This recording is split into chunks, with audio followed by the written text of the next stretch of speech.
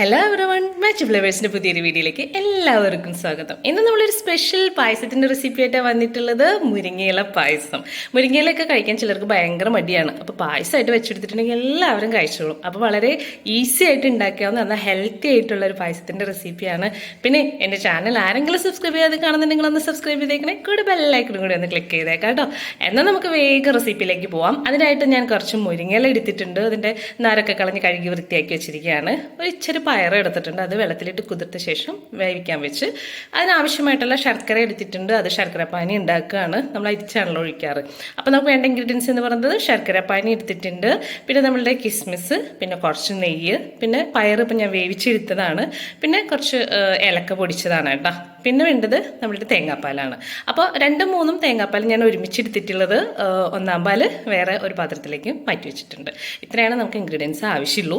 അപ്പോൾ നമ്മൾ പാത്രം അടുപ്പത്തേക്ക് വയ്ക്കുന്നു. അതിനകത്തേക്ക് കുറച്ച് നെയ്യ് ചേർക്കുന്നു. നെയ്യിൽ ആദ്യം തന്നെ നമ്മൾ കഷ്ണുണ്ടിയും മുന്തിരിയും വറുത്തെടുക്കുന്നുണ്ട്. സാധാരണ പോലെ ഇനി വേണേൽ കപ്പലണ്ടി വറുത്തിടുന്നെങ്കിൽ അതും ചേർക്കാം കേട്ടോ. അതിനുശേഷം നമ്മുടെ മുരിങ്ങയില ആദ്യം തന്നെ നെയ്യിലൊന്ന് വാട്ടിയെടുക്കണം. അതിനൊരു പച്ചക്കുത്തുണ്ടാവുമല്ലോ, അപ്പോൾ അതങ്ങോട്ട് പോകാൻ വേണ്ടിയിട്ട് ഒന്ന് വാട്ടിയെടുക്കുക. അതൊന്ന് വാടി വന്നതിന് ശേഷം നമ്മൾ പയർ വേവിച്ച് വെച്ചിട്ടുണ്ടല്ലോ, ആ പയറും കൂടെ ചേർത്ത് ഇതിനൊപ്പം ചേർത്ത് മിക്സ് ചെയ്ത് ഒന്ന് വെള്ളം പോകുന്ന വരെ. അതിനകത്തൊരു വെള്ളത്തിൻ്റെ അംശം ഉണ്ടാവും, എന്തായാലും നമ്മൾ വേവിച്ചെടുക്കണല്ലേ കുക്കറിലിട്ടിട്ട്. അപ്പോൾ ആ വെള്ളത്തിൻ്റെ അംശം പോകാൻ വേണ്ടിയിട്ട് ഇങ്ങനെ നെയ്യിൽ തന്നെ ചൂടാക്കിയെടുക്കാം. അപ്പോൾ നെയ്യ് നന്നായിട്ട് പിടിക്കുകയും ചെയ്യും. പയറിൻ്റെ ആ മുരിങ്ങലയുടെ ഒരു സ്വാദം ഉണ്ടല്ലോ, ആ സ്വാദങ്ങ് പോയിട്ട് നെയ്യിൽ നല്ല ഇതായിട്ട് വരും. അപ്പോൾ ഞാനിങ്ങനെ ചൂടാക്കിക്കൊണ്ട് ഒരു 5 മിനിറ്റ് ചൂടാക്കി കഴിഞ്ഞപ്പോൾ നന്നായിട്ട് വെള്ളമൊക്കെ പറ്റി. ഇതിനകത്തേക്ക് നമ്മൾ ശർക്കര പാനി ചേർത്ത് കൊടുക്കുകയാണ്. അത് എത്രത്തോളമാണ് മധുരം ആവശ്യമുള്ളതെന്ന് വെച്ചിട്ട് അതനുസരിച്ച് എടുക്കുക. അപ്പോൾ ഞാനൊരു ഉണ്ട ശർക്കരയാണ് എടുത്തിട്ടുള്ളത്. നല്ല കറുത്ത ശർക്കര എടുത്ത് അത് മുഴുവനും തന്നെ ഞാൻ ചേർത്ത് കൊടുത്തായിരുന്നു. അപ്പോൾ ഞാൻ നോക്കിയപ്പോൾ മധുരമൊക്കെ നല്ല കറക്റ്റായിട്ടാണ് തോന്നിയിട്ടുണ്ടായിരുന്നേ. അപ്പോൾ ഇതിനകത്ത് ഒരടച്ച് വെച്ച് നമ്മുടെ ആ ശർക്കരയുടെ വെള്ളമൊക്കെ ഒന്ന് വറ്റണ വരെ ഇങ്ങനെ വഴറ്റി കൊടുത്തു. എന്നാലാണ് ശർക്കരയുടെ വെള്ളം ശരിക്കും വറ്റണ വരെ ഇങ്ങനെ വഴറ്റിയാലാണ് പായസം കുറച്ച് നേരം ഇരിക്കുക. അതിന് വേണ്ടിയിട്ടാണ് കേട്ടോ. ഇതിനകത്തേക്ക് നമ്മുടെ ഏലക്ക ചതച്ച് ചേർത്ത് കൊടുക്കുന്നുണ്ട്. അതിനുശേഷം 2-ാം പാലും 3-ാം പാലും കൂടെ ചേർത്ത് ഒഴിച്ചു കൊടുക്കുന്നുണ്ട്. ഞാനപ്പോൾ കുറേശ്ശെ ഒഴിച്ചു കൊടുത്ത് വറ്റിച്ചെടുക്കുകയാണ് കേട്ടോ ചെയ്ത്. ഇപ്പം ഞാൻ കുറച്ചൊരു പകുതിയോളം ഒഴിച്ചു.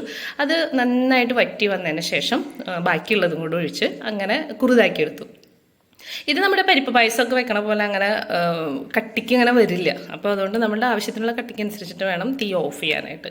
അപ്പം ഞാനിങ്ങനെ ഇളക്കി നോക്കിയപ്പോൾ നന്നായിട്ട് കുറുതായൊക്കെ വന്നിട്ടുണ്ട്. ഞാൻ ബാക്കി ഉണ്ടായിരുന്ന പാലും കൂടെ ചേർത്തിട്ട് ഇത് വേവിച്ചു കേട്ടോ.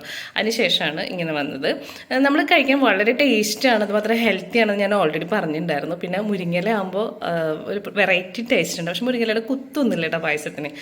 അങ്ങനെ പാല് കുറുതായി വന്നതിന് ശേഷം ഞാൻ 1-ാം പാലും കൂടെ ചേർത്തു. 1-ാം പാലും ചേർത്ത് കഴിഞ്ഞിട്ട് പിന്നെ നമ്മൾ വെറുതെ ഒന്ന് ചൂടാക്കിയുള്ളൂ കേട്ടോ. ഫുൾ ഫ്ലെയിം ഇടില്ല, ലോ ഫ്ലെയിമിലാക്കി വെച്ച് ഒന്ന് ചൂടാക്കണം. കാരണം നമ്മൾ മിക്സിയിലൊക്കെ അടിച്ചെടുക്കുന്ന സമയത്ത് ഇച്ചിരി വെള്ളം ഉണ്ടാവും 1-ാം പാലിൽ. അപ്പോൾ ആ 1-ാം പാലിൽ ആ വെള്ളം ഒന്ന് വറ്റാൻ വേണ്ടിയിട്ടാണ് ചെറിയ ചൂടിലൊന്ന് ചൂടാക്കിയെടുക്കുന്നത്. അധികം നേരമൊന്നും വേണ്ട.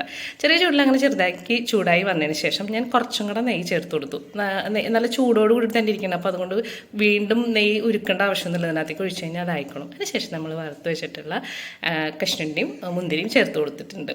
അപ്പോൾ ഞാൻ ഇതിനകത്ത് പകുതി ഇടുന്നുള്ളൂ. കാരണം ലാസ്റ്റ് ഫോട്ടോ എടുക്കുന്ന സമയത്ത് ഒരു ഭംഗിക്ക് വേണ്ടിയിട്ട് മുകളിലിടാൻ വേണ്ടിയിട്ട് ബാക്കി എടുത്ത് വെച്ചിട്ടുണ്ട് കേട്ടോ. അപ്പോൾ നമ്മളുടെ മുരിങ്ങയില പായസം റെഡി ആയിട്ടുണ്ട്. വളരെ ടേസ്റ്റാണ്, വളരെ ഹെൽത്തിയാണ്. എല്ലാവരും ഒരു പ്രാവശ്യമെങ്കിലും ഒന്ന് ട്രൈ ചെയ്ത് നോക്കുക, കമൻ്റൊക്കെ അറിയിക്കാം. അപ്പോൾ എല്ലാവരും ഇന്നത്തെ